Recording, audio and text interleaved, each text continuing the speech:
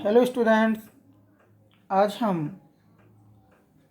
लिंग, विद्यालय एवं समाज, जेंडर, स्कूल एंड सोसाइटी विषय के अंतर्गत अध्ययन करेंगे। छात्रों, आज हम लिंग एवं संस्कृति, जेंडर एंड कल्चर के संबंध में अध्ययन करेंगे। इस टॉपिक में मैं आपको पहले भारतीय संस्कृति, इंडियन कल्चर, फिर संस्कृति का अर्थ, मीनिंग ऑफ कल्चर, फिर शाब्दिक अर्थ, वर्ड्स मीनिंग किसके, संस्कृति के, और फिर संस्कृति की परिभाषा, डेफिनेशन ऑफ कल्चर के संबंध में बताऊंगा। तो मैं पहले आपको बताना चाहूँगा कि भारतीय संस्कृति के बारे में, यानी इंडियन कल्चर। भारतीय साहित्य एवं संस्कृति में शिक्षक का एक विशिष्ट स्थान है। इसमें भारतीय साहित्य और संस्कृति में शिक्षक का एक विशिष्ट महत्वपूर्ण स्थान है। इसलिए उसे आचार्य या गुरु की संज्ञा दी जाती है या गुरु की संज्ञा से नवाजा जाता है। जन्मदात्री माता तथा पालन पोषण करने वाले पिता के समकक्ष ही शिक्षक को आचार्य देवो भव, आचार्य देवो भव कहकर सम्मानित किया गया है। आचार्य ही आचार व्यवहार की समुचित शिक्षा देकर बालक को संस्कारी बनाता है। शिक्षा के क्षेत्र में संस्कृति से अभिप्राय किसी समाज में विश्वास करने वाले व्यक्तियों की जीवन पद्धति से है। यह जीवन का श्रृंगारात्मक पक्ष है, जिसमें समस्त भौतिक वातावरण एवं अभौतिक मूल्यों, विचारों, मान्यताओं आदि को सम्मिलित किया जाता है। यह मनुष्य के सामाजिक और शारीरिक आवश्यकताओं का विशेष सामंजन है, एक अद्भुत मिश्रण है। संस्कृति मनुष्य का वह व्यवहार है जो उसके द्वारा सीखा जाता है तथा शेष लोगों द्वारा स्वीकार किया जाता है। संस्कृति के अधिगम की प्रक्रिया में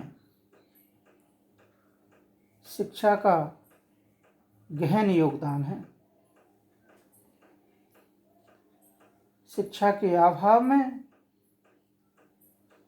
कोई भी समाज अपनी संस्कृति का हस्तांतरण एक पीढ़ी से दूसरी पीढ़ी तक नहीं कर पाता है। इसका अभिप्राय यह नहीं है कि संस्कृति को शिक्षा ही प्रभावित करती है,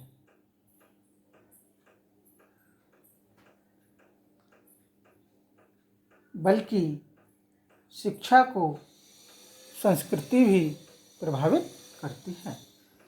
ठीक है, अब हम देखेंगे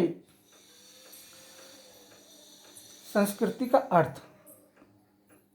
वह था किसमें, भारतीय संदर्भ में। अब संस्कृति का अर्थ, मीनिंग ऑफ कल्चर।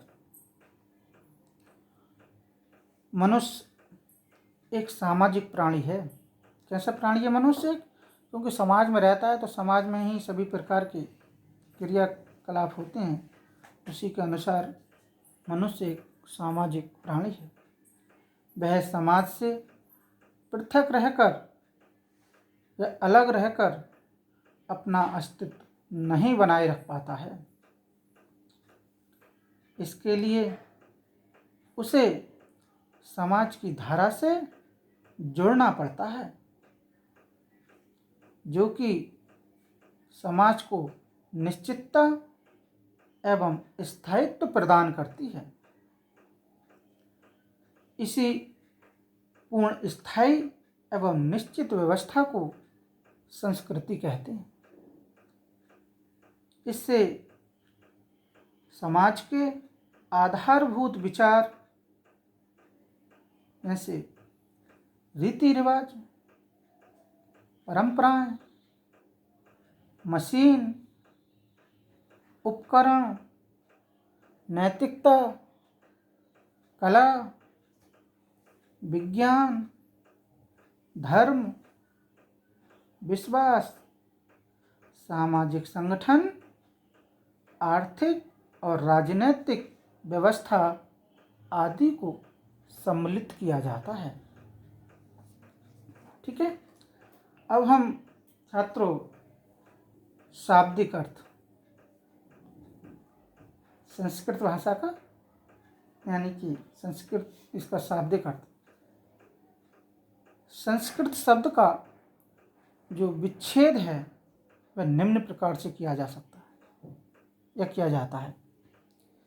जैसे सम प्लस क्र प्लस तन,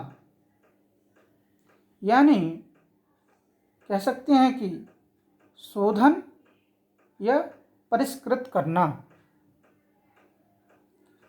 भारतीय शास्त्रों में 16 संस्कारों का उल्लेख प्राप्त होता है।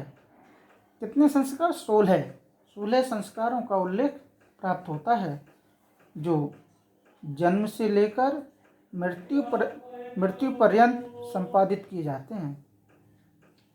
प्रत्येक संस्कार के द्वारा मान्यता है कि व्यवहार का शोधन होता है।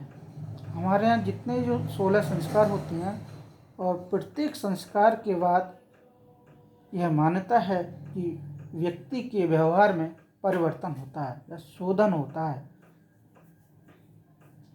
संस्कृत शब्द से तात्पर्य संस्कारों से है, और जैसे जैसे संस्कारों की ओर बालक अग्रसर होता है, वैसे वैसे उसका समाजीकरण, सोशलाइजेशन भी संपन्न होता है। संस्कृति को अंग्रेजी में संस्कृत की व्युत्पत्ति भी निम्न प्रकार से की गई है। संस्कृत को आंग्ल भाषा में कल्चर शब्द का प्रयोग किया जाता है, जो लैटिन भाषा के कल्ट्रा से बना है। किससे बना है? कल्ट्रा, जो लैटिन भाषा के कल्ट्रा से बना है, जिससे तात्पर्य है नवीन सृजन, संवर्धन तथा व्यवहार के प्रतिमान का विकास करना। ठीक है स्टूडेंट्स, अब हम संस्कृति की परिभाषा के विषय में, डेफिनेशन ऑफ कल्चर।